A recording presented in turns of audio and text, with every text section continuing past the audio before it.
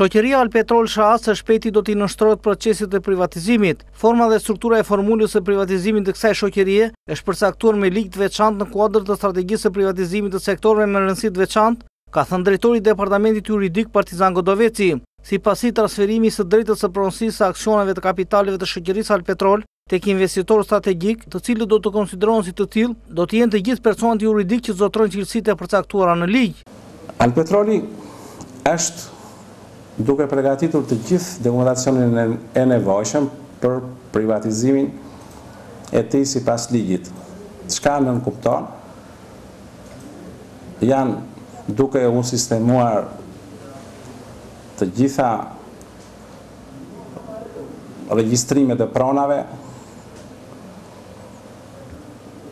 kalimi, sepse vetë ligji parashikon domethënë privatizimin e aseteve, por bazuar në ligjin e hidrokarbure, si dhe në ligjin aktual që ka dalë, Alpetroli sot ka disa kompani koncesionare, të cilët kanë përfituar të drejtën për 25 vjet.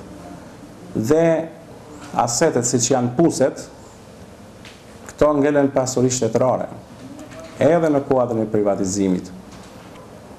Pasi ne kemi të hipotekuar në emër të shoqërisë Alpetrol dhe sot po bëhet kalimi i pronësisë nga Alpetrol SHA në emër të Republikës Shqipërisë, shtetit shqiptar.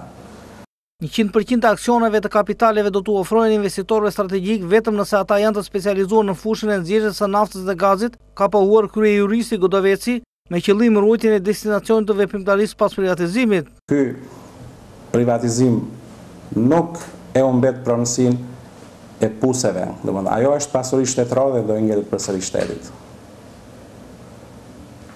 Është në përfundim gjithë dokumentacionet e tjera që i përkasin, është ngritur një komision sipas drejtorive të Alpetrolit në bashkëpunim me Ministrinë e Ekonomisë dhe AKPN, çka po punon për përgatitjen e gjithë këtij dokumentacioni për procesin e privatizimit.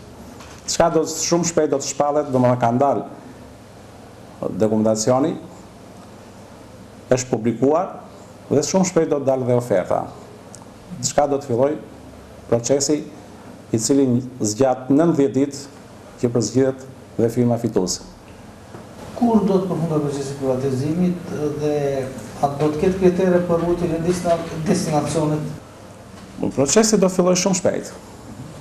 Pasi pothuajse jemi në përfundim të gjithë dokumentacionit nevojshëm për të filluar procedurën e privatizimit, e prokurimit. Të ardhurat e fituara nga privatizimi i shoqërisë Alpetrol SHA do të përdoren për të mbuluar shpenzimet e veprimtarive që do të nevojiten për procesin e privatizimit, për mbulimin e fondeve për trajtimin ekonomik të punonjësve të tjerë dhe pjesa tjetër që do të ngelet do të kalojnë në llogarinë e buxhetit të shtetit, ka theksuar drejtori juridik i kompanisë naftënxjerrëse, zoti Godoveci.